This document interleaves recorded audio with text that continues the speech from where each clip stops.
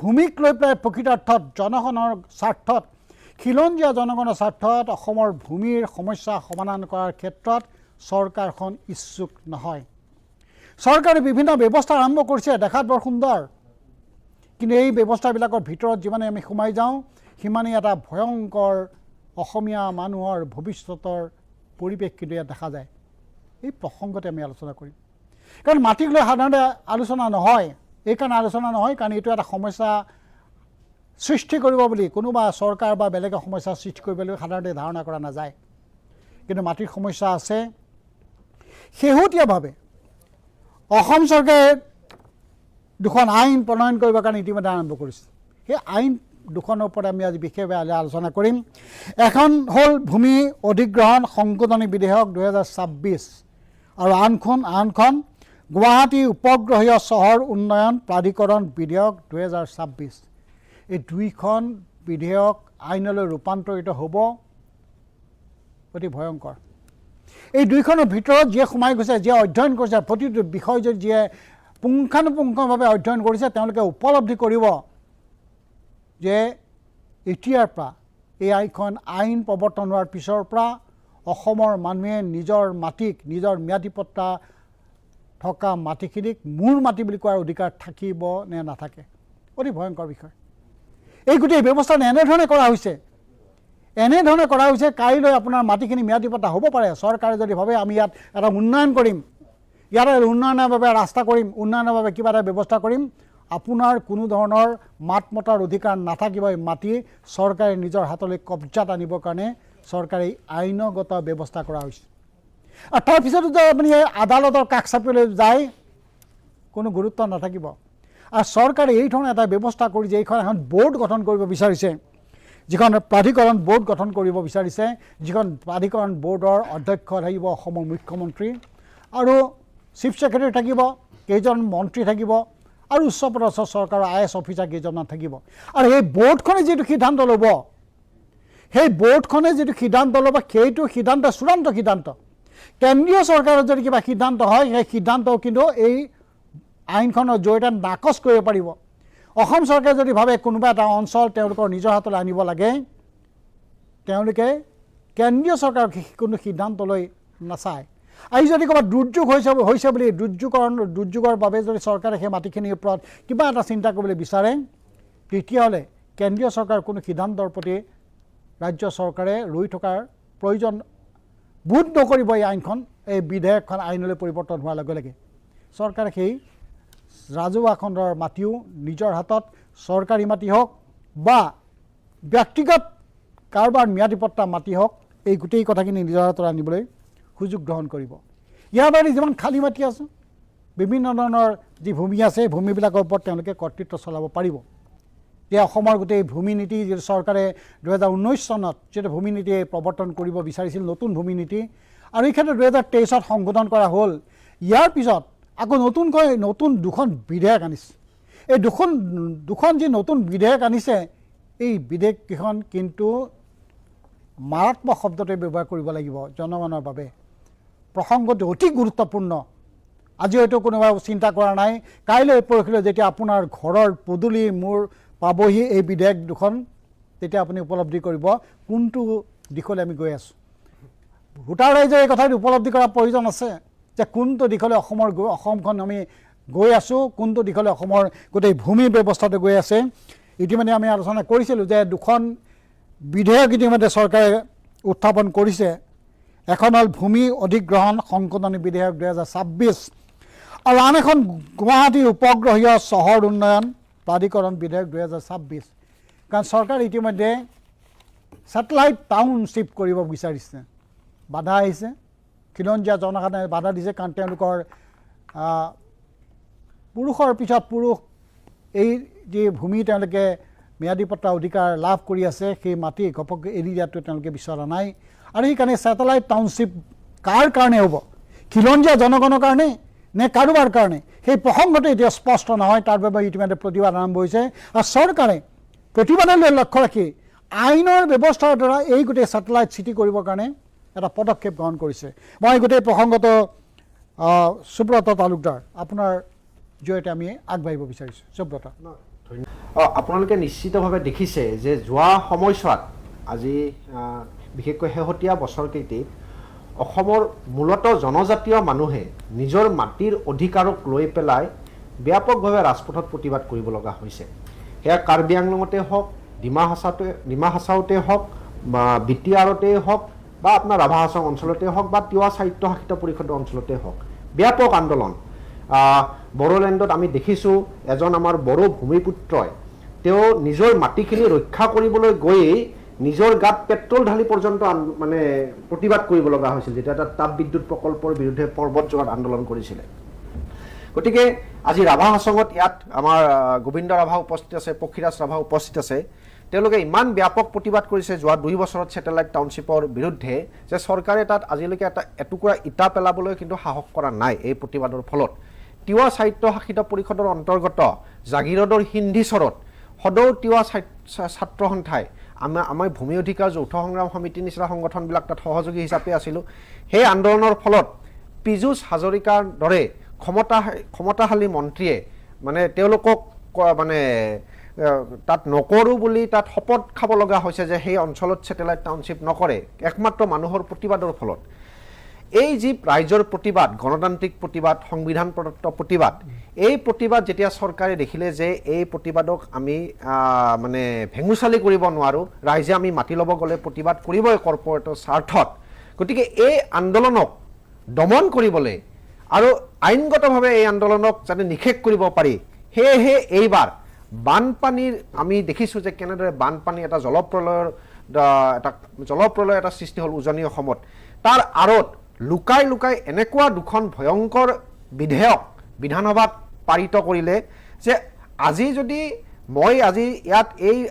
বিধেয়ক দুখনৰ জৰিয়তে অসমৰ মানুহক এইটোৱে কথা ক'ব বিচাৰিছোঁ যে আজি আপুনি যিখিনি মাটিত বসবাস কৰি আছে, কাইলৈ হয়তো ৰাতিপুৱাৰ পৰা সেই মাটিখিনি আপোনাৰ হাতত নাথাকিবও পাৰে। এই বিধেয়ক দুখন ইমানেই বেছি ভয়ংকৰ আৰু তাৰ বাবে ইতিমধ্যে আপুনি ক'লে যে তাৰ বাবে আপুনি কোনো আদালতৰ মজিয়াটো আপুনি যাব নোৱাৰিব।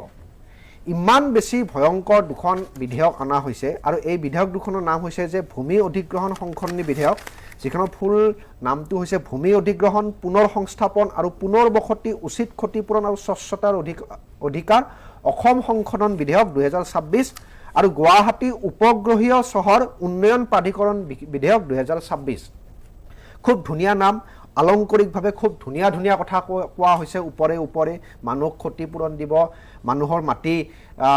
অধিগ্ৰহণ কৰিলেও তাৰ বিনিময়ত তেওঁলোকে ক্ষতিপূৰণ দিব, এনেকুৱা ধুনীয়া ধুনীয়া কথা আলংকাৰিকভাৱে কোৱা হৈছে। কিন্তু আপুনি যদি এই বিধেয়ক দুখনৰ ভিতৰত যদি সোমাই যায়, আমি যোৱাকালি সংবাদমেল সম্বোধন কৰিছিলোঁ, আমাৰ উপদেষ্টা শান্তনু বৰঠাকুৰ ডাঙৰীয়াই গুৱাহাটী উচ্চ ন্যায়ালয়ৰ জ্যেষ্ঠ অধিবক্তা হয়, তেওঁ খুব ধুনীয়াকৈ ৰাইজক কৈছিল যে এই বিধেয়ক দুখনৰ ভিতৰত কি কি আছে মানে কথা, আৰু তেওঁ আহি পাব অলপ পিছত। তাৰ আগতে মই কথাখিনি কৈ লৈছোঁ যে যি উপগ্ৰহীয় চহৰ উন্নয়ন প্ৰাধিকৰণ বিধেয়ক, এইখন ইমান বেছি ভয়ংকৰ যে ইয়াত এটা বোৰ্ড গঠন কৰা হৈছে আৰু বোৰ্ডটো ইমানেই অগণতান্ত্ৰিক আৰু অসীম ক্ষমতা সম্পন্ন বোৰ্ড যে ইয়াত এই বোৰ্ডখনত থাকিব সদস্য হিচাপে মুখ্যমন্ত্ৰী, মন্ত্ৰী, মুখ্য সচিব আৰু কেইগৰাকীমান জ্যেষ্ঠ চৰকাৰী বিষয়া বা আমোলা। এই বোৰ্ডখনত আপুনি বা মই ভোট দি জিকোৱা মানুহ, স্থানীয় জনপ্ৰতিনিধি, কোনো তাত পঞ্চায়তৰ সদস্য, গাঁওবুঢ়া, স্থানীয় সংগঠনৰ প্ৰতিনিধি বা সাধাৰণ নাগৰিকৰ কোনো প্ৰতিনিধিত্ব এই বোৰ্ডখনত নিষেধ কৰা হৈছে। তাৰমানে এই বোৰ্ডখনত ওপৰৰ আমোলা বা মুখ্যমন্ত্ৰী, মন্ত্ৰীয়ে যি ডিচিশ্যন ল'ব সেই আমি মানি ল'ব লাগিব। স্থানীয় ৰাইজৰ মতামত বা আকাংক্ষাক সম্পূৰ্ণভাৱে আওকাণ কৰি ওপৰৰ পৰা সকলো সিদ্ধান্ত জনসাধাৰণৰ ওপৰত জাপ দিয়াৰ ব্যৱস্থা সম্পূৰ্ণভাৱে এই বোৰ্ডখনে সিদ্ধান্ত ল'ব। দ্বিতীয়তে এই বোৰ্ডখন বৰ্তমান তেওঁলোকে যিহেতু আন্দোলন দেখিছে, গতিকে এই আইনখন এতিয়া কামৰূপ মহানগৰৰ ভিতৰত সীমিত কৰি ৰাখিছে। কিন্তু চৰকাৰে যদি বিচাৰে যে আজি যদি মুখ্যমন্ত্ৰী ডাঙৰ হিমন্ত বিশ্ব শৰ্মাই ডাঙৰীয়াই বিচাৰে নিজৰ পৰিয়ালৰ স্বাৰ্থতে হওক বা তেওঁৰ ব্যৱসায়িক কোনোবা মানে সহযোগীৰ স্বাৰ্থতে হওক যে মই আজি মৰিগাঁও জিলাত ক'ৰবাত মাতি ল'ম, বৰপেটা জিলাত ক'ৰবাত মাতি ল'ম, নলবাৰী জিলাত মাতি ল'ম, তেনেহ'লে এখন মাত্ৰ জাননী জাৰি কৰি পেলাই, এখন নটিফিকেশ্যন দি পেলাই বেলেগ জিলাকো এই আইনখনৰ আওতালৈ আনিব পাৰিব। ইয়াৰ বাবে বিধানসভাত কোনো আলোচনা বা ভোট গ্ৰহণৰ প্ৰয়োজন নাই। মানে সম্পূৰ্ণৰূপে গণতান্ত্ৰিক ব্যৱস্থাটোক ভেঙুচালি কৰা হৈছে। তাৰপিছত তেওঁলোকে কৈছে যে কোনো এটা অঞ্চলক যদি উন্নয়ন অঞ্চল হিচাপে ঘোষণা কৰা হয় তেনেহ'লে বৰ্ডৰ লিখিত অনুমতি অবিহনে সেই অঞ্চলৰ মানুহে নিজৰ মাটিতেই কোনো নিৰ্মাণ কাৰ্য বা মাটিৰ ব্যৱহাৰ সলনি কৰিব নোৱাৰিব। এইকেইটা ছেকশ্যন যদি আপোনালোকে গোটেই আইনখন পঢ়িছে, এইখন আইন আমাৰ হাতত আছে যে Guwahati satellite city development authority bill 2026, ইয়াতে গোটেই ছেকশ্যনখিনি আছে। আজি যদি মোৰ গাঁওখনক তেওঁলোকে যদি উন্নয়ন অঞ্চল হিচাপে ঘোষণা কৰে তেনেহ'লে এখন মানে লিখিতভাৱে নটিফিকেশ্যন দিব যে এই অঞ্চলটোক মই আপোনাৰ উন্নয়ন অঞ্চল হিচাপে আমি ঘোষণা কৰিছোঁ। তাৰপিছত তাত যিখন বৰ্ড থাকিব এই ছেটেলাইট মানে চিটি ডেভেলপমেণ্ট বৰ্ড, সেই বৰ্ডখনৰ লিখিত অনুমতি অবিহনে তাত আপুনি কোনো নিৰ্মাণ কাৰ্য কৰিব নোৱাৰিব, কোনো আপুনি মাটিৰ ব্যৱহাৰ সলনি কৰিব নোৱাৰিব। তাৰপিছত আপোনাৰ এই গোটেই মাটিখিনি, এতিয়া মোৰ গাঁওখনৰ মই যিটো কথা ক'লোঁ যে গোটেই মাটিখিনি লেণ্ড বেংকলৈ সকলো মাটি চৰকাৰী মাটি তাত স্বয়ংক্ৰিয়ভাৱে গুচি যাব। আনকি ব্যক্তিগত মাটি কিনা বেচা কৰিবলৈও বৰ্ডৰ পৰা বিশেষ অনুমতি NOC লোৱাটো বাধ্যতামূলক কৰা হৈছে। আৰু এটা কথা কওঁ মই, লেণ্ড পুলিং। তেওঁলোকে কৈছে যে মাটি হস্তান্তৰ কৰাতকৈ লেণ্ড পুলিং মানে হৈছে য'ত নিজৰ মাটি দি তাৰ সলনি অন্য জেগা এডৰা জেগাত তাৰমানে আপোনাক এটা বেলেগ প্লট দিব, মাটিৰ বিনিময়ত পইচা নিদিয়ে। তাৰমানে যে মোৰ মাটিটো যে ল'ব তাৰ বিনিময়ত তেওঁলোকে ক্ষতিপূৰণ নিদিয়ে, মোক ক'ব যে আপুনি বেলেগ জেগাত যাওক। তাৰপিছত আপোনাৰ গোটেই কথাটো আপোনাৰ ভয়ংকৰ কথা যে আৰু তাৰ উপৰিও যে বৰ্ডৰ নিৰ্দেশ যদি অমান্য কৰে, আপুনি ছেকশ্যন 70 আৰু 78ত আছে, বৰ্ডৰ যদি নিৰ্দেশ যদি অমান্য কৰে আপুনি আদালতৰ বিচাৰ অবিহনে পোনপটীয়াকৈ পুলিচৰ সহায়ত উচ্ছেদৰ ক্ষমতা বৰ্ডক দিয়া হৈছে। কিমান ভয়ংকৰ চাওক আপুনি। মই আদালতো যাব নোৱাৰিম, মই কোনো আইনী প্ৰক্ৰিয়াৰো সহায় ল'ব নোৱাৰিম, মোক এক ৰাতিৰ ভিতৰত উচ্ছেদ কৰি দিব যাব। কথাখিনি সপোন যেন লাগিব পাৰে মানুহক যে এনেকুৱা কিবা হ'ব নেকি, কিন্তু 100% হ'ব। আমি যিবিলাক কথা কৈ আছোঁ আজি দীৰ্ঘদিনৰ পৰা সেইবিলাক কথাই সঁচা হৈ গৈ আছে। অসমৰ ৰাইজে যদি ইয়াৰ বিৰুদ্ধে প্ৰতিবাদ নকৰে আৰু তাৰপিছত এইখনৰ পিছত আৰু এখন আইন আনিছে তেওঁলোকে যে ভূমি অধিগ্ৰহণ সংশোধনী প্ৰসংগত আহিম। মই ধন্যবাদ সুব্ৰত তালুকদাৰ। অতি ভয়ংকৰ বিষয়। ইয়াকে মাটিৰ ওপৰত যেন বুলডোজাৰ চলাই দিব, সকলো আপোনাৰ মোৰ সকলো যাৰ যি মাটি আছে মাটিবিলাক কাৰোবাৰ স্বাৰ্থত গোটেইখিনি লৈ যাব। কিন্তু প্ৰশ্নটো হ'ল স্পষ্ট যে এই গোটেই ব্যৱস্থাবিলাক কাৰ স্বাৰ্থত কৰা হৈছে। খিলঞ্জীয়া মানুহে আজি কিয় অধিকাৰ, তেওঁলোকৰ নিজৰ মাটিৰ অধিকাৰৰ কাৰণে মাত মাতিবলগীয়া হৈছে। এই কথাটো স্পষ্ট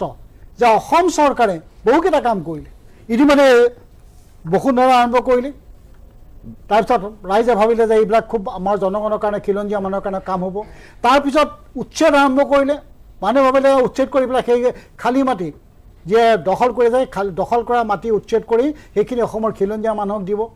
তাৰপিছত তেওঁলোকে আকৌ দেখা গ'ল যে এই গোটেই মাটিবিলাক লাহে লাহে বৃহৎ গোষ্ঠীবিলাকক, কৰ্পৰেট গোষ্ঠী বুলি যাক আমি কওঁ, পুঁজিবাদী শক্তিবিলাক অসমৰ বাহিৰৰ, তেওঁলোকক এলটমেণ্ট দিয়া আৰম্ভ কৰিলে। গতিকে কথাটো স্পষ্ট, এইটো নতুনকৈ আলোচনা কৰিবলগীয়া বিষয় নাই যে অসম চৰকাৰে যি ভূমি নীতি লৈছে, অসম চৰকাৰে যি ভূমি ব্যৱস্থাবিলাক আৰম্ভ কৰিছে, সেইবিলাক অসমৰ খিলঞ্জীয়া জনগণৰ পক্ষত নহয়। এই প্ৰসংগত বিশেষকৈ আমাৰ ৰাভা জনগোষ্ঠীৰ নেতাসকলে সংগ্ৰাম কৰি আহিছে। মই গোবিন্দ ৰাভা আপোনাৰ ওচৰত আহিব বিচাৰিছোঁ। দীঘলীয়া সময় আপুনি এই ক্ষেত্ৰত আন্দোলন কৰিছে, নেতৃত্ব লৈ আছে নিখিল ৰাভা জাতীয় পৰিষদৰ এগৰাকী মুখ্য সম্পাদক হিচাপে। আপুনি কি ক'ব এই গোটেই আইন দুখনৰ প্ৰসংগত আপোনাৰ বক্তব্য কি? হয়, প্ৰথমতে আমি DYTC বিভাগত ধন্যবাদ আৰু কৃতজ্ঞতা জনাইছোঁ। আজি গোটেই এই দুখন আইনৰ ওপৰত যি চিন্তন বৈঠক আপুনি অনুষ্ঠিত কৰিছে, এই দুখন আইনৰ জৰিয়তে আমি আচলতে আটাইতকৈ বেছি ক্ষতিগ্ৰস্ত হ'ম আমি জনজাতি ব্যক্তিসকল। কাৰণ আপুনি উল্লেখ কৰিছে আজিৰ তাৰিখত আমাৰ জনজাতি মানুহসকলৰ যদিও আমাক ভূমিপুত্ৰ বুলি কোৱা হয়, কিন্তু আমাৰ হাতত কোনো মাটিৰ পট্টা নাই। অৰ্থাৎ 90% মানুহৰে আমাৰ মাটিৰ পট্টা নাই। যেহেতু মাটিৰ পট্টা নাই আৰু এই আইন দুখনত কৈছে আপোনাৰ যদি পাট্টাও থাকে তেতিয়াহ'লে তাত কোনো ধৰণৰ কাম নহ'ব। তাত আমাৰ অলপ আগতে সুব্ৰত তালুকদাৰে গোটেই কথাখিনি উল্লেখ কৰি থৈ গৈছে। এতিয়া যদি এই আইন দুখনৰ জৰিয়তে কোনোবা এটা এলেকাত তেওঁলোকে চহৰ মানে নিৰ্মাণ কৰিম বুলি ভাবে, তেতিয়াহ'লে নিশ্চিতভাৱে সেই অঞ্চলত যিহেতু আমাৰ জনজাতি মানুহসকলৰ মাটিৰ পট্টা নাই আৰু যদি আজি চহৰ নিৰ্মাণ কৰিব লগা হয়, তেতিয়াহ'লে আমি অসমৰ ৰাইজে, খিলঞ্জীয়া ৰাইজে এই কথাটোৱে জানো যে আজি বেল ব্লকসমূহতহে আচলতে মাটি বুলি ক'বলৈ আছে বা খালী প্লট বুলি ক'বলৈ আছে। গতিকে এই অঞ্চলবোৰত যদি চহৰ নিৰ্মাণ কৰিব যায় আৰু প্ৰথমতে আইনখনত কৈছে যে প্ৰথমতে গুৱাহাটী মহানগৰতহে হ'ব আৰু প্ৰয়োজন হ'লে ইয়াক মানে বাহিৰলৈকে দূৰলৈকে যিকোনো জিলালৈকে সম্প্ৰসাৰণ কৰিব পাৰে বা সেই জিলাত তেওঁলোকে চহৰ নিৰ্মাণ কৰিব পাৰে বুলি এই আইনখনত কোৱা হৈছে আৰু ইয়াত এই আইনখনত কোৱা হৈছে যে এই চহৰ নিৰ্মাণ কৰাৰ কাৰণে যিখন বৰ্ড থাকিব সেই বৰ্ডখনে যি ডিচিশ্যন লয় যিখন জিলাত কৰিম বুলি ভাবি লয় যিটো এলেকাত কৰিম বুলি ভাবি লয় ইয়াত কোনো ধৰণৰ এছেম্বলিত কোনো পাছ কৰিব নালাগে কোনো ৰাইজৰ ওচৰত তাত হেৰি ক্ষমতা নাথাকিব যে তাত মাত মাতিব পাৰিব গতিকে গোটেই ব্যৱস্থাখিনি এনেধৰণে কৰি লৈছে যে তেওঁলোকে য'ত ইচ্ছা কৰে তাতেই ছেটেলাইট চিটি তেওঁলোকে নিৰ্মাণ কৰিব পাৰিব আপোনালোকে প্ৰত্যেকে জানে অসমৰ ৰাইজে প্ৰত্যেকে জানিছে যে আজি 2 বছৰ ধৰি আমাৰ পলাকবাৰী সমষ্টিত বৰদুৱাৰ অঞ্চলত 2025 চনৰ 26 মে তাৰিখে যেতিয়া অসমৰ মুখ্যমন্ত্ৰীয়ে দিল্লী ভৱনত যেতিয়া তেওঁ ঘোষণা কৰিছিলে যে বৰদুৱাৰ বাগানত ছেটেলাইট চিটি হ'ব তাত যিটো আন্দোলন হৈছিল আৰু সেই আন্দোলনৰ যিখিনি তাত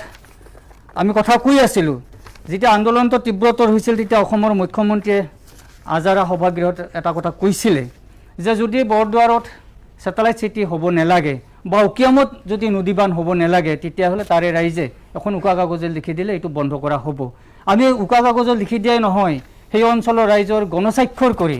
বৰদুৱাৰ বাগানৰ গোটেই ৰাইজৰ গণস্বাক্ষৰ কৰি ইপিনে উকিয়াম নদীবান্ধৰ যি 195,000 বিঘা মাটি যাব গোটেই সেই অঞ্চলৰ 16খন ৰাজ্যত উচ্ছেদিত হ'ব সেই গোটেই অঞ্চলৰ ৰাইজৰ গণস্বাক্ষৰ কৰি তাত মানে তেখেতক ছাবমিট কৰা হৈছিলে অসম চৰকাৰক দিয়া হৈছিলে কিন্তু আজিলৈকে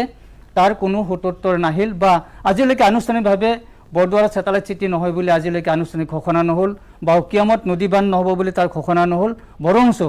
উকিয়ামত সেইদিনাখন 30 তাৰিখে যোৱা 30 তাৰিখে যি ব্ৰহ্মপুত্ৰ বৰ্ড আছিলে সেই ব্ৰহ্মপুত্ৰ বৰ্ডৰ পৰা শক্তি নিৰ্মাণ বিভাগক মানে তাত এলাউট কৰিলে গতিকে এইবোৰৰ পৰা দেখা যায় যে এই চৰকাৰখনে তেওঁলোকে যিটো ভাবে অৰ্থাৎ ক'বলৈ গ'লে আমাৰ শ্ৰদ্ধাৰ মুখ্যমন্ত্ৰীগৰাকীয়ে ৰাতি যদি সপোনত যিটো দেখা পায় সেইটোৱেই পিছদিনা তেওঁ আইনত পৰিণত কৰিব বিচাৰে ঠিক তেনেদৰে এই দুখন বিল যি দুখন বিলৰ দ্বাৰা একদম গোটেই অসমৰ ৰাইজৰ আমি জনজাতি ৰাইজৰ কথা কোৱাই নাই আপোনাৰ জনজাতি অজনজাতি ইয়াত খিলঞ্জীয়া জনগোষ্ঠীৰ সকলোৰে ইয়াত বিপদ আহি আছে কাৰণ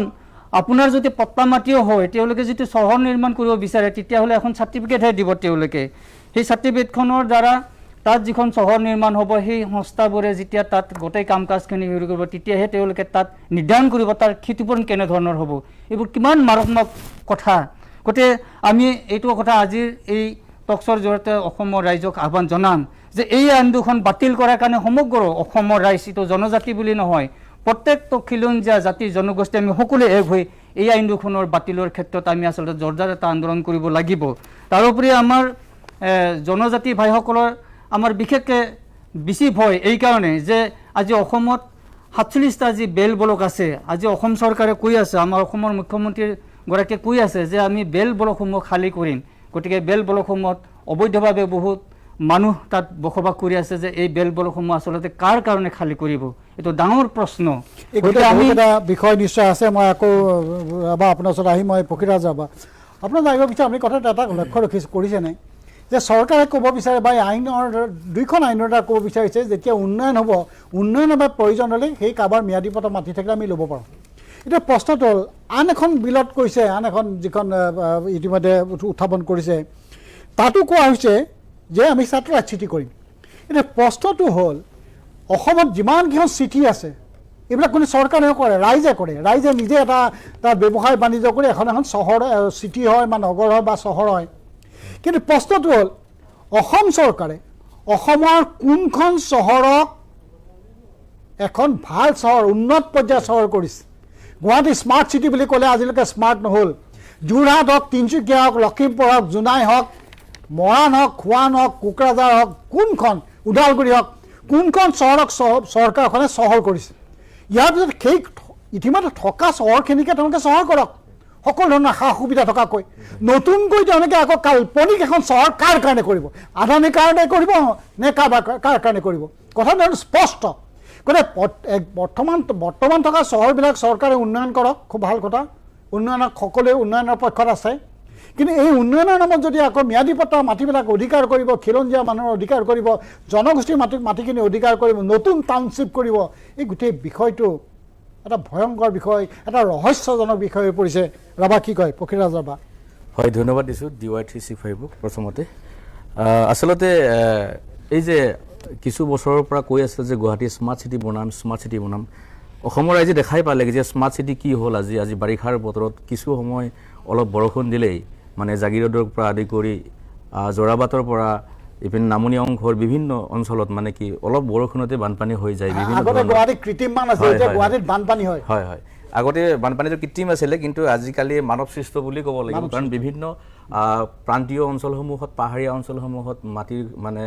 কাটি থকা পৰিণতিত হৈছে, বিভিন্ন ধৰণৰ খনন কৰি থকাৰ পৰিণতিত হৈছে। সেইটো সহজে গম পায়। আজি উজনি অসমৰ বানপানীটো সকলোৱে কৈছে একেচৰকে যে এইটো মানৱ সৃষ্ট বানপানী হয়। তেনে ক্ষেত্ৰত নতুনকৈ ছেটেলাইট চিটি বনাব যোৱাৰ আঁৰত আমি ভাবোঁ যে এই কথাটোৱে লুকাই আছে কি যে ছেটেলাইট চিটি বনোৱাৰ আঁৰত নিশ্চয় ভূমি অধিগ্ৰহণৰ যিটো কাৰবাৰ, সেই কাৰবাৰটো নিশ্চয় লুকাই আছে।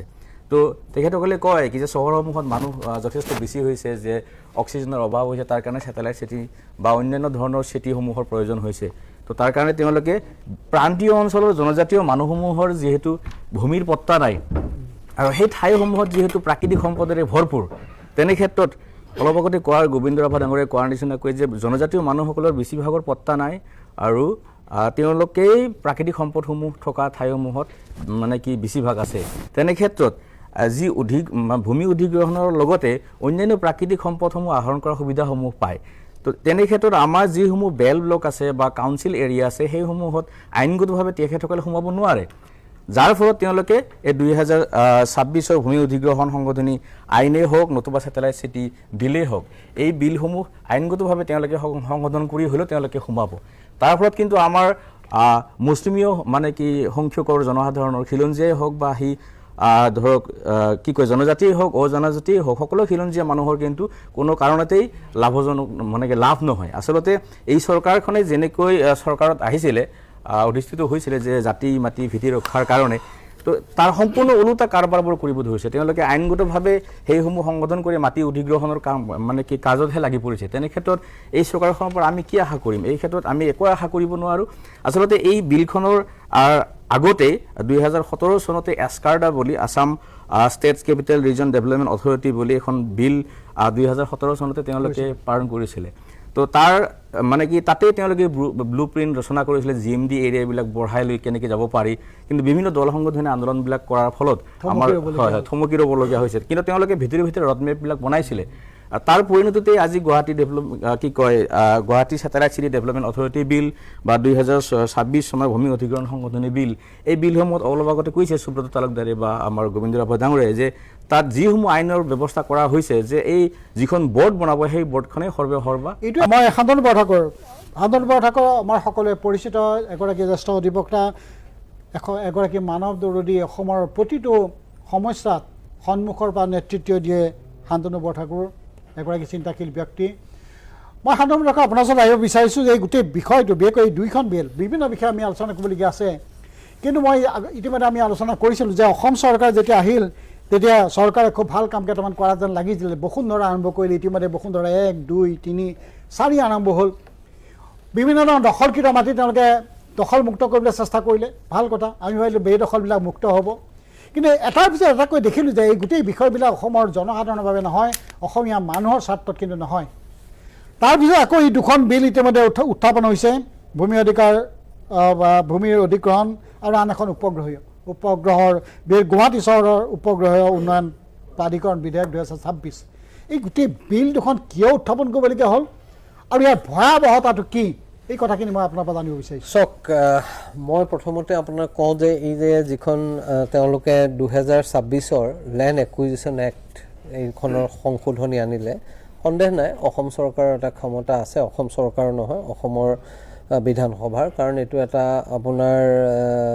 উমৈহতীয়া সূচীত থকা বিষয় আৰু আছে যদিও ইয়াত মানে আমি এটা কথা প্ৰথমতে গম পাব লাগিব যে এই যিখন আইন আনিলে, এই আইনখনৰ দ্বাৰা তেওঁলোকে এনেকুৱা এটা সংশোধনী আনিছে, সংশোধনী আনি আপোনাৰ তেওঁলোকে দুটা গুৰুত্বপূৰ্ণ চেপ্টাৰ, মূল এক্টৰ চেপ্টাৰ 2 আৰু চেপ্টাৰ 3 পৰা আপোনাৰ কিছুমান তেওঁলোকে ক'ব খোজা ধৰণৰ কিছুমান কাম কাজৰ বাবে আপোনাৰ এই চেপ্টাৰ দুটাৰ পৰা ৰেহাই দি দিয়া হৈছে আৰু ৰেহাই দিয়া হৈছে কোন দুটা চেপ্টাৰৰ পৰা আপোনাৰ সেই দুটা চেপ্টাৰৰ প্ৰথমটোত কি আছে যে আপুনি জানিব যে আমি যদি ঐতিহাসিকভাৱে ভাৰতবৰ্ষৰ ভূমিৰ অধিগ্ৰহণৰ যিবোৰ আইন আছে প্ৰথমতে আপোনাৰ যিখন আইন আছিলে সেই আইনখন আছিলে ব্ৰিটিছে তৈয়াৰ কৰা আইন 19 শতিকাতে তৈয়াৰ কৰা এখন আইন আৰু সেই আইনখনে সম্পূৰ্ণৰূপে কলোনিয়েল বা শাসকসকলৰ স্বাৰ্থক সুৰক্ষা দিছিল সেইকাৰণে সমগ্ৰ ভাৰতবৰ্ষজুৰি এটা আন্দোলন হৈছিল আৰু এইটো মানুহে মাটিৰ অধিকাৰৰ কাৰণে ভূমিৰ অধিকাৰৰ কাৰণ ভূমিৰ অধিকাৰ হ'ল সংবিধান প্ৰদত্ত অধিকাৰ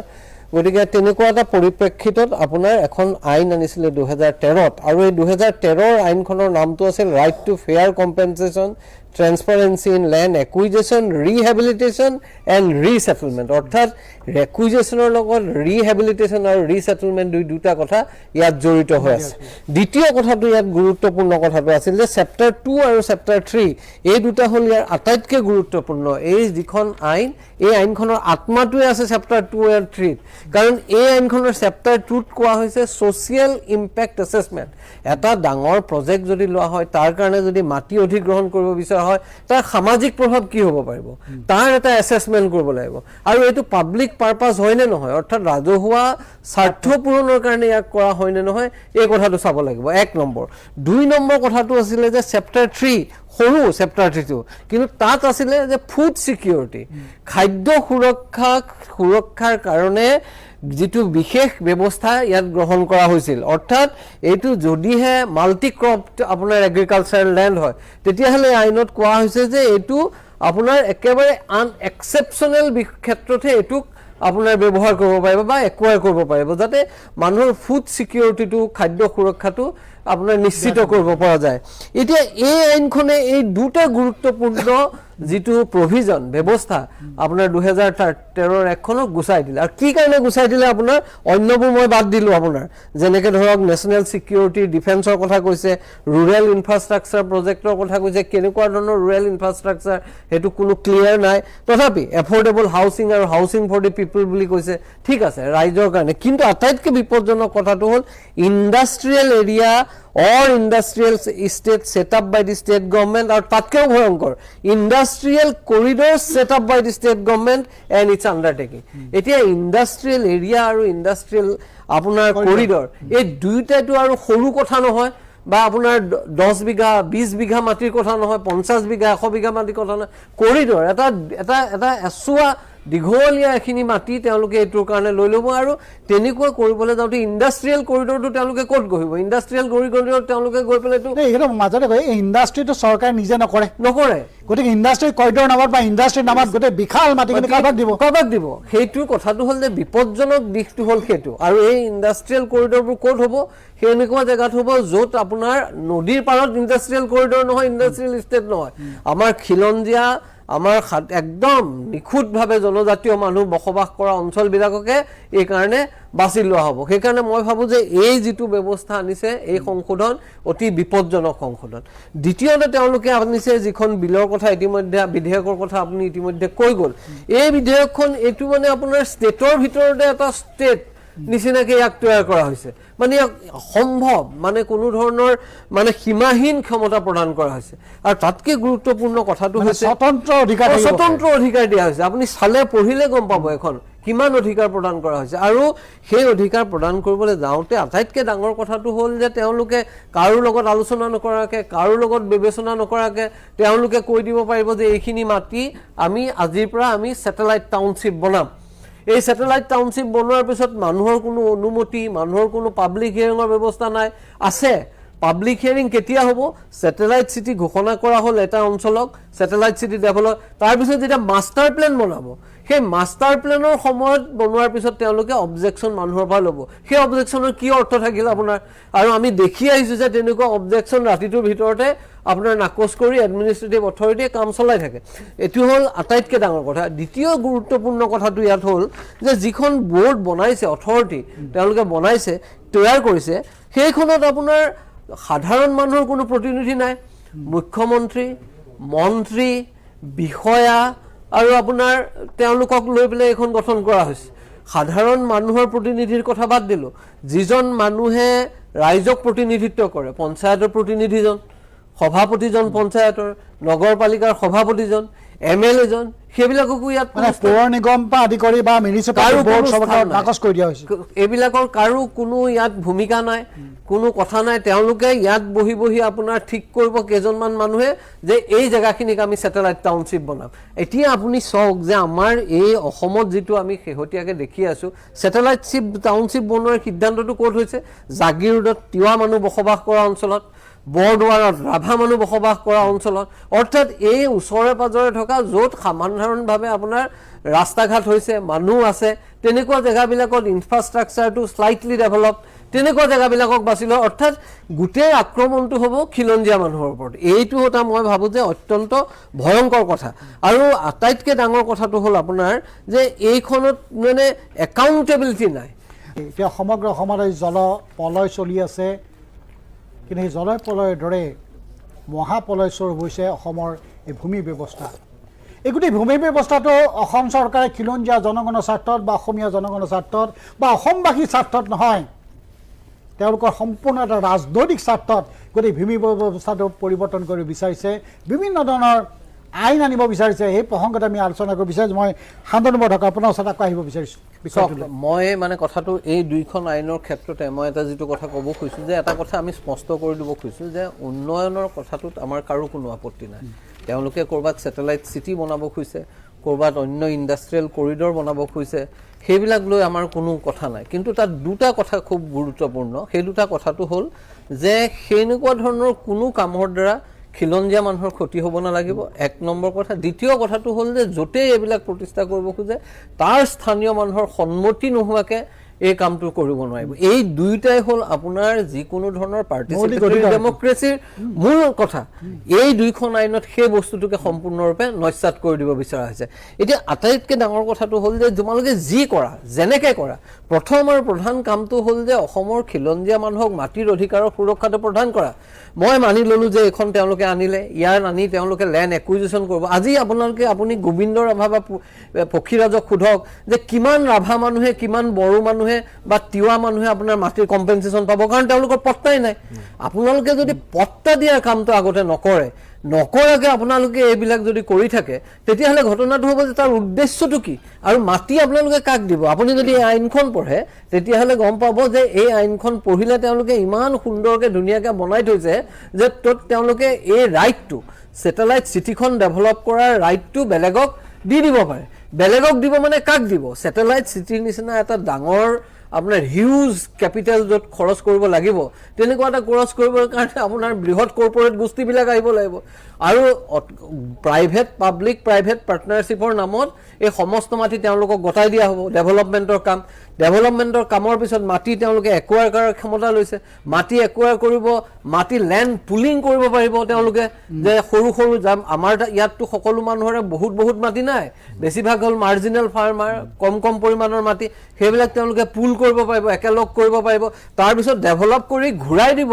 ঘূৰাই দিওঁতে আকৌ আপোনাৰ ডেভেলপমেণ্টৰ যিটো খৰচ সেইটো সেইবিলাক মানুহৰ পৰা ৰাখি থ'ব। কিমানজন অসমীয়া মানুহৰ সেই ক্ষমতা আছে আৰু কোনে বিচাৰিছে এইটো বস্তুটো? গতিকে সেইবোৰো আমি চাব লাগিব। কেৱল বৰঠাকুৰ এটা কথা নাজানো, এই যে ছেটেলাইট চিটি হওক বা নতুন টাউনশ্বিপ হওক উন্নয়নৰ নামত, মই অলপ আগতে আমি আলোচনা কৰিছিলোঁ, উন্নয়নৰ নামত যদি সঁচাত চহৰবিলাক ভাল কৰে, সমগ্ৰ অসমৰ যিমান চহৰ আছে চৰকাৰে পতা নাই, ৰাইজে পাতে। স্কুল কলেজ যেনেকৈ ৰাইজে পাতে, চহৰবিলাকো ৰাইজে পাতে। ৰাইজে পাতি পেলাই চহৰ এখন হয়, এই চহৰবিলাক ডেভেলপ কৰক। আজিৰ অসমত থকা এই ধেমাজি জোনাই হওক, শদিয়াই হওক বা ওদালগুৰিয়ে হওক, এই চহৰবিলাক তেওঁলোকে ডেভেলপ কৰক। সেইবিলাক নকৰি পেলাই নতুন এখন চহৰ কৰিবলৈ যোৱা কথাটোৱে এটা সন্দেহজনক যে কাৰ স্বাৰ্থত। মই আকৌ আপোনাৰ পৰা এই কথাটো জানিব বিচাৰিম, যিহেতু ছেটেলাইট চিটি কথাটো কৈছে। যিটো গোপীনাথ বৰদলৈ আন্তৰ্জাতিক বিমানবন্দৰ আছিল, যিটো ইতিমধ্যে আদানী গ্ৰুপক দি দিয়া হৈছে, 50,000 লিজ মানে আৰু এইটো দি দিয়া হ'ল। সেই খেতিয়ক মানুহখিনিয়ে অসমত এটা এয়াৰপৰ্ট হ'বৰ কাৰণে খেতিয়কসকলে মাটি দি দিছিল, আজি আদানীক দি দিয়া হ'ল। তাৰ ওচৰত এখন ছেটেলাইট চিটি হ'ব, আৰু ছেটেলাইট চিটি হ'বৰ কাৰণে চৰকাৰে 2100 কোটি টকা পইচা খৰচ কৰিবৰ কাৰণে বাজেটৰ সিদ্ধান্ত কৰিছে। এই যে 2100 কোটি টকা কাৰ? ৰাইজৰ কৰ কাটলৰ পইচা। সেই 2100 কোটি টকা লৈ পেলাই ছেটেলাইট য'ত চিটি কৰিব বিচাৰে তাত মাটিখিনি তেওঁলোকে খৰচ কৰিব, আৰু সেই গোটেই মাটিখিনি অকুপাই কৰাৰ পিছত, একুৱাৰ্ড কৰাৰ পিছত তেওঁলোকে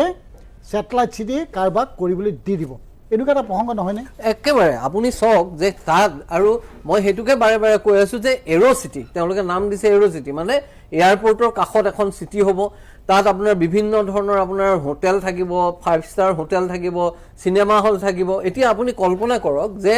এই যিখিনি মানুহ তাত ইমান দিনে বসবাস কৰি আছিলে সেই মানুহ তাৰ পৰা উচ্ছেদিত হ'ব মানে যাৰ পট্টা আছে সি হয়তো কিছু কম্পেনচেশ্যন পাব কিন্তু সেই কম্পেনচেশ্যনৰে তেওঁ আকৌ একেধৰণে নিজৰ জীৱনটোক আৰম্ভ কৰিব পাৰিবনে নাই গুৱাহাটীৰ নিচিনা একেবাৰে ওচৰতে থাকি এতিয়া থকাৰ দৰে সেইটোতো কোনেও ক'ব নোৱাৰে কাৰণ গুৱাহাটীতো মাটিৰ দাম কি হাৰত বাঢ়িছে গতিকে তেনেকুৱা এটা পৰিস্থিতি আৰু কোন থাকিব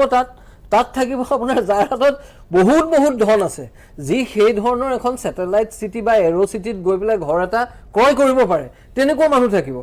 অৰ্থাৎ আপুনি এই বস্তুখিনি সাধাৰণ আমাৰ খিলঞ্জীয়া মানুহখিনিক উচ্ছেদ কৰি আপুনি একেবাৰে ধন টকা পইচা থকা কিছু মানুহৰ হাতত আপোনাৰ উন্নয়নৰ সকলো গতাই দিলে আৰু গতাই দি সেই গতাই দিয়া সকলৰ পৰা যি পইচা পালে সেই পইচা আপুনি আম্বানী আদানী এইবিলাকৰ হাতত গতাই দিলে আৰু আপোনাৰ মোৰ টেক্সৰ 2100 কোটি টকাৰে সেই মাটি আপুনি লৈ এইবিলাক মানুহক দিলে অৰ্থাৎ গোটেই প্ৰক্ৰিয়াটোৰ দ্বাৰা আটাইতকৈ ক্ষতিগ্ৰস্ত হ'ল সাধাৰণ মানুহ বৰগড় আৰু এই ক্ষেত্ৰত আপুনি যে এগৰাকী ৰাষ্ট্ৰ অধিবক্তা এই গোটেই বিষয়টোৰ ওপৰত আইনগত দিশবিলাকক ৰাইজৰ হাতৰ পৰা আঁতৰাই লৈ যাব চেষ্টা কৰা হৈছে নেকি একেবাৰে স্বাভাৱিকতে কথাটো হ'ল এইটো যে প্ৰথম আৰু প্ৰধান কথাটো হ'ল যে এই যে 2026 যিখন লেণ্ড একুইজিশ্যন এক্টত তেওঁলোকে সংশোধন আনিছে এই সংশোধনীটোৰ দ্বাৰা তেওঁলোকে ৰাইজক সম্পূৰ্ণভাৱে আইনগত যিটো সুৰক্ষা ৰাইজৰ আছিল মানুহৰ আছিল সেই সুৰক্ষাৰ পৰা বঞ্চিত কৰাৰ চেষ্টা কৰা হৈছে কোনো কথাই নাই তাত আৰু বেলেগ ধৰণৰ কোনো কথা থাকিবই নোৱাৰে আটাইতকৈ গুৰুত্বপূৰ্ণ এই চেপ্টাৰ 2 আৰু চেপ্টাৰ 3 হ'ল এই আইনখনৰ আত্মা আৰু এই আইনখনৰ এইটো এইকাৰণে আত্মা যে দীৰ্ঘদিনীয়া মানুহৰ সংগ্ৰামৰ ফলত এই আইনখন আহিছে 2013ত উচ্চতম ন্যায়ালয়ত গোচৰ হৈছে মানুহে আপোনাৰ নয়দাত কৃষকে গুলি খাই মৰিছে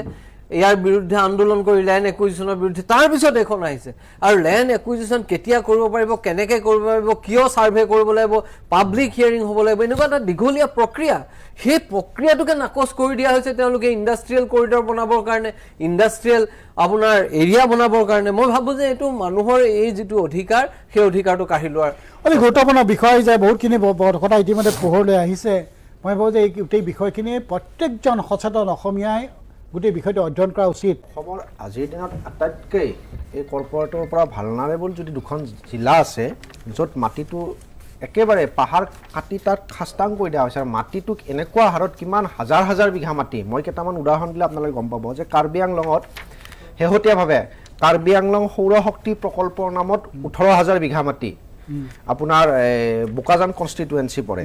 তাৰপিছত কম্প্ৰেছড বায়'গেছ প্ৰকল্পৰ নামত যিটো আম্বানীৰ প্ৰজেক্ট সেইটো আপোনাৰ কাৰ্বি আংলং ইষ্ট কাৰ্বি আংলঙত সেইটো 12,000 বিঘা মাটি তাৰপিছত পাম্প ষ্ট'ৰেজ প্ৰজেক্ট 3টা পাম্প ষ্ট'ৰেজ প্ৰজেক্ট যিটো মানে আপোনাৰ নতুনকৈ এইটো কনচেপ্ট আহিছে আপোনাৰ হাইড্ৰ' ইলেক্ট্ৰিক পাৱাৰ মানে প্ৰজেক্ট 3টা এটা 900 মেগাৱাটৰ এটা 1200 মেগাৱাটৰ আৰু এটা 1500 মেগাৱাট যিটো এছিয়াৰ ভিতৰত আটাইতকৈ ডাঙৰ পাম্প ষ্ট'ৰেজ প্ৰজেক্ট হ'ব বৰ্তমান হায়দৰাবাদত আছে 1400 মেগাৱাটৰ যিটো মানে অন প্ৰচেছ আছে কিন্তু তাতকৈও 100 মেগাৱাট বেছি আপোনাৰ কাৰ্বি আংলঙত হ'ব ঠিক তেনেদৰে আপোনাৰ ডিমা হাছাওত আপোনাৰ 9,000 বিঘা মাটি আপোনাৰ লজিষ্টিক পাৰ্কৰ কাৰণে 3,000 বিঘা মাটি চিমেণ্ট ফেক্টৰীৰ কাৰণে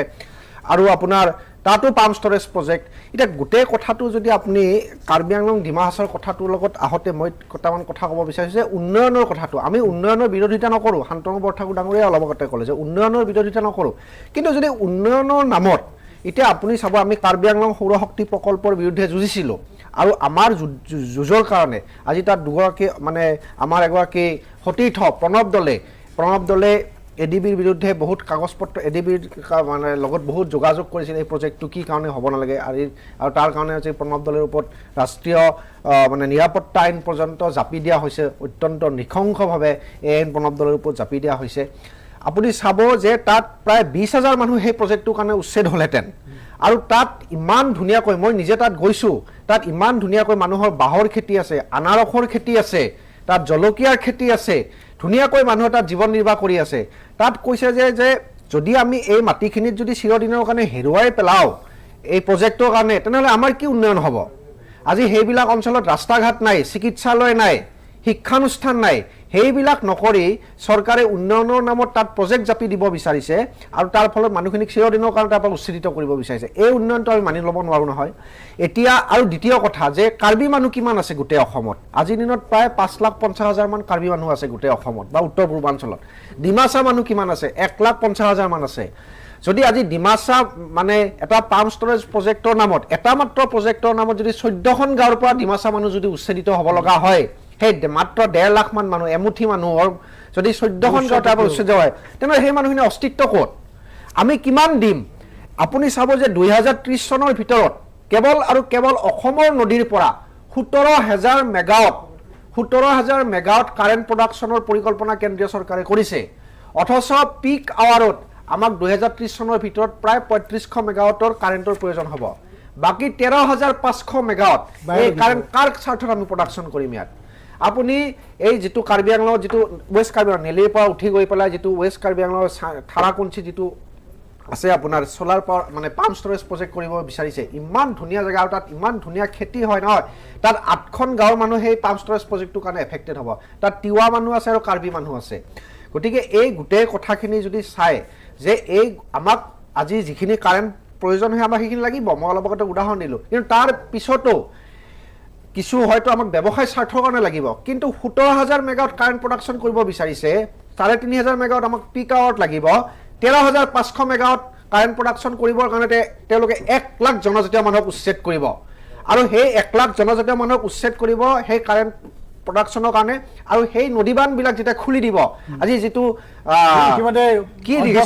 স্পষ্ট হৈছে 2004 চনৰ পৰা আমি দেখি আহিছোঁ নামনি অসমত কি হৈছিল, এতিয়া শিৱসাগৰত কি হ'ল, অলপ পানী হোৱাৰ পিছত আজি জাগিৰোডত কি অৱস্থা হ'ল। গতিকে 1 লাখ মানুহ তেওঁলোকে প্ৰজেক্ট কৰাৰ নামত উচ্ছেদ কৰিব আৰু সেইবিলাক খুলি দিয়াৰ পিছত আৰু কিমান লাখ লাখ মানুহ ইয়াৰ পৰা গুৰুত্বপূৰ্ণ বৰ ভয়ংকৰ বিষয় কিছুমানত আমি সন্মুখীন হ'বলৈ গৈ আছোঁ। কথাবিলাক বৰ সহজ নহয়,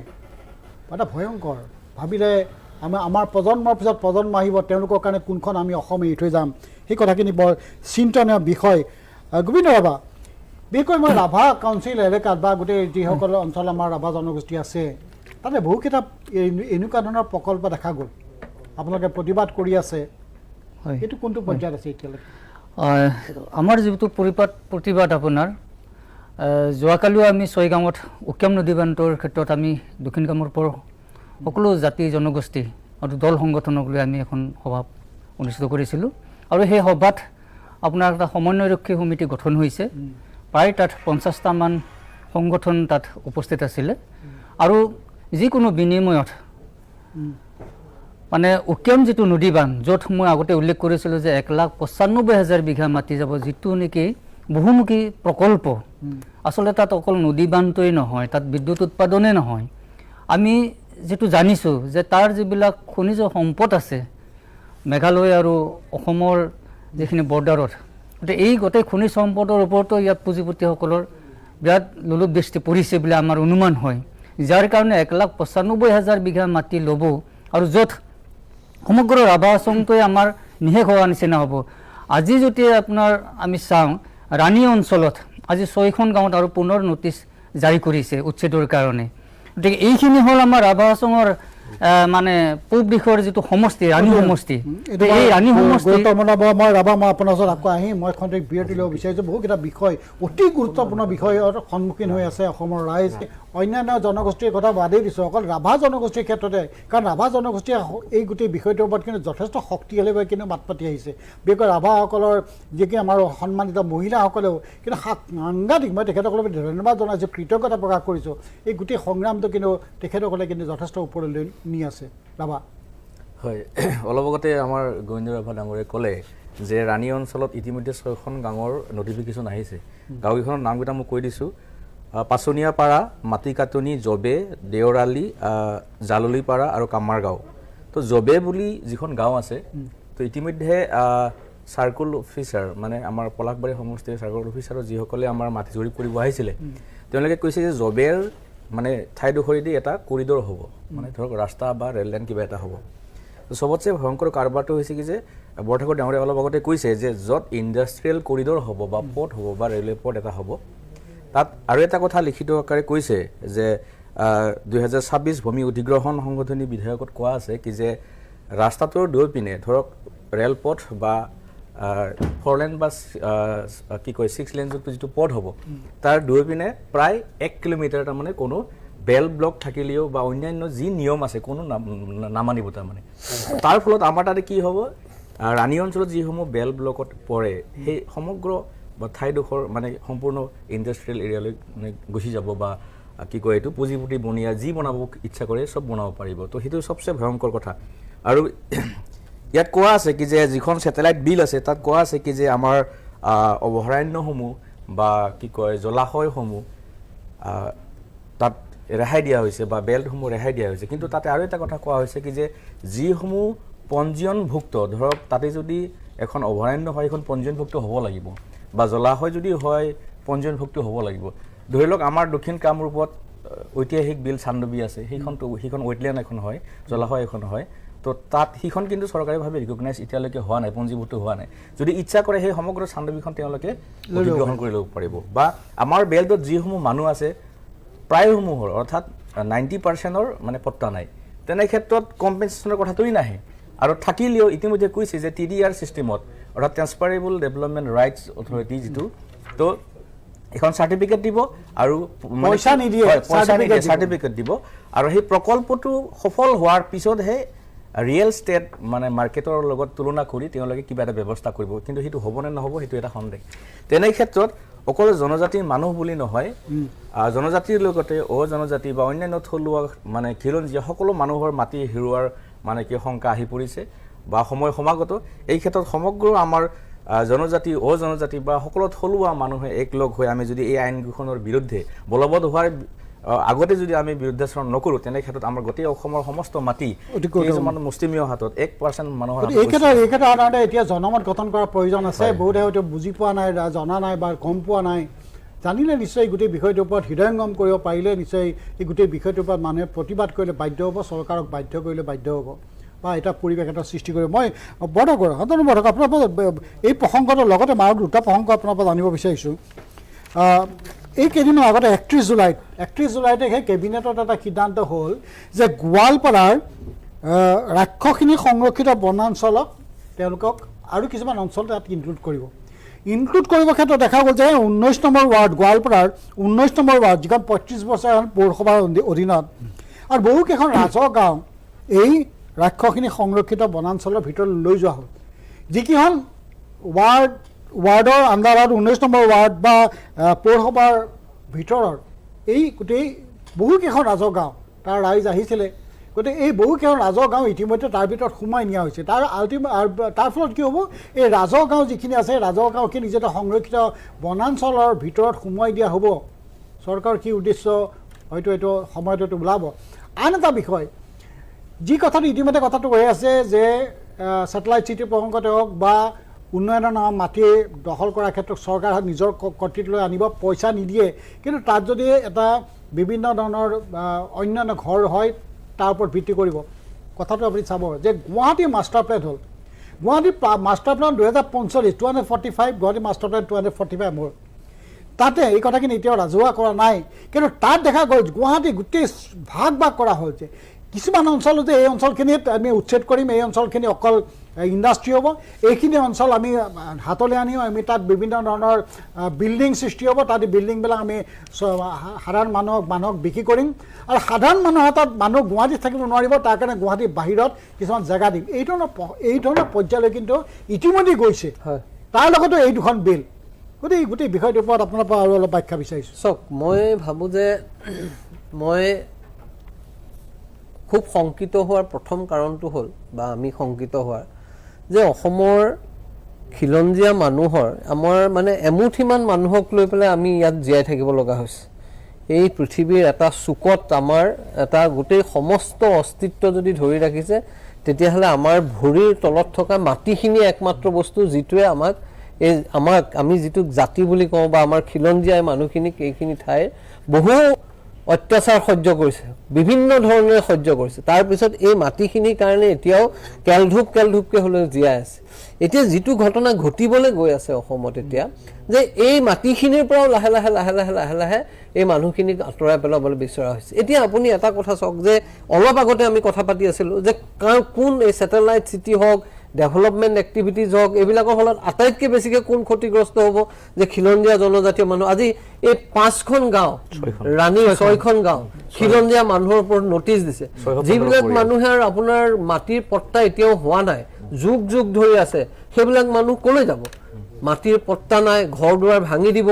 কোনো কম্পেনচেশ্যন নাই আৰু যিবিলাকৰ পট্টাও আছে সেইবিলাক ক'লৈ যাব এইবিলাকতো গুৰুত্বপূৰ্ণ প্ৰশ্ন এনেকৈ যদি অলপকৈ মানুহখিনিৰ যিখিনি আছে সেইখিনিও কাঢ়ি লোৱা হয় তেতিয়াহ'লে এই গোটেই জাতিটোৰ এই মানুহখিনিৰ ভৱিষ্যতটো ক'ত এই কথাটোতো মানুহবিলাকে এবাৰ ভবা উচিত আছিল চৰকাৰখনে ভবা উচিত আছিল কেৱল আম্বানী কেৱল আদানী এইবিলাক বা কোনোবা ডাঙৰ ডাঙৰ কৰ্পৰেট গোষ্ঠীক ডেভেলপমেণ্ট উন্নয়নৰ নামত আৰু উন্নয়নৰ সেই সুফল কোনে লাভ কৰিব আমাৰ সাধাৰণ মানুহে সেই উন্নয়নৰ সুফল লাভ কৰিবনে ছেটেলাইট চিটিৰ সুফল কোনে লাভ কৰিব আমাৰ যাৰ হাতত টকা পইচা আছে সি লাভ কৰিব গতিকে এই গোটেই সমস্ত মূল অধিকাৰটোকে মূল ভেটিটোকে লাহে লাহে ভাঙি পেলাবলৈ চেষ্টা কৰা হৈছে এইটো হ'ল মই ভাবোঁ যে আটাইতকৈ ডাঙৰ কথা আৰু যোৱা সময়ছোৱাত এইখন আইন হওক বা আপোনাৰ লেণ্ড একুইজিশ্যন এক্টৰ সংশোধনী হওক এই সকলোবিলাক সংশোধনীৰ একমাত্ৰ উদ্দেশ্য হ'ল যে ভূমি লুট অৰ্থাৎ খিলঞ্জীয়া সাধাৰণ মানুহৰ পৰা ভূমি লুট কৰি তেওঁলোকে যাক ভাল পায় বা যাৰ কাৰণে তেওঁলোকে চৰকাৰ চলাই আছে ৰাষ্ট্ৰ চলাই আছে তেওঁলোকৰ হাতত এইবিলাক অৰ্পণ কৰিব আৰু তাত গোটেই প্ৰক্ৰিয়াটোৰ ফলত এটা জাতি এইখিনি মানুহক নিঃশেষ কৰি দিয়াৰ ষড়যন্ত্ৰ চলিছে এইটোৱে মই ভাবোঁ যে আটাইতকৈ ভয়ংকৰ আৰু ভয় লগা কথা হৈছে আৰু আটাইতকৈ দুখৰ কথা হৈছে যে এইবিলাক কথাৰ কাৰণে যি ধৰণৰ সংঘবদ্ধ প্ৰতিবাদ অসমত হ'ব লাগিছিল তেনেকুৱা সংঘবদ্ধ প্ৰতিবাদ হোৱা নাই সকলোৱে জানে যে আপুনি শদিয়াৰ পৰা আপুনি ধুবুৰীলৈকে চাওক যে প্ৰত্যেক ঠাইত মই চহৰ মোৰ আজিৰ অভিজ্ঞতা নহয় মই এই মাটিৰ বিষয় লৈ পেলাই বিভিন্ন ছাত্ৰ অৱস্থাৰ পৰা কৰিছোঁ জড়িত হৈ আছোঁ সেই সময়ছোৱাত মই দেখিছোঁ যে শদিয়া আপোনাৰ জোনাই মৰিয়নি আনকি আপোনাৰ লখিমপুৰ ঢকুৱাখানা সমস্ত জেগাত এই জেগাবিলাকত আপোনাৰ মানুহৰ মাটিৰ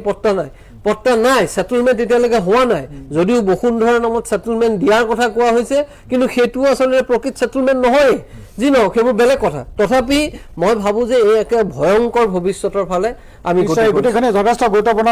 বহুখিনি আলোচনা কৰিবলগীয়া আছিলে কিন্তু আমি সময়ৰ ইতিমধ্যে কমি আহিল মই বিশেষকৈ এটা গুৰুত্বপূৰ্ণ বিষয়ৰ পৰা আলোচনা আৰম্ভ কৰিব বিচাৰিছিলোঁ আমি আকৌ আলোচনা কৰিম এটাকৈ গুৰুত্বপূৰ্ণ হ'ল কি অসমীয়া জাতিৰ পৰিচয় মাটি আৰু ভাষা ইতিমধ্যে চৰকাৰখনেও কিন্তু এইটো গুৰুত্ব দিয়ে সদায় মাটিৰ কথা গুৰুত্ব দিয়ে কিন্তু মাটিৰ খিলঞ্জীয়া জনগণৰ স্বাৰ্থত মাটি গুৰুত্ব দিয়া নাই মাটি গুৰুত্ব দিছে কৰ্পৰেট গোষ্ঠীৰ স্বাৰ্থত গতিকে এই গোটেই বিষয়কেইটা কিন্তু শক্তিশালীভাৱে মাত মতাৰ প্ৰয়োজন হৈ পৰিছে চৰকাৰে ক'ব যে জনসাধাৰণৰ ম্যাদী পট্টা নাই গতিকে আমি সেই মানুহবিলাকৰ কোনো পট্টা নাই কিন্তু পট্টা দিয়া দায়িত্ব চৰকাৰী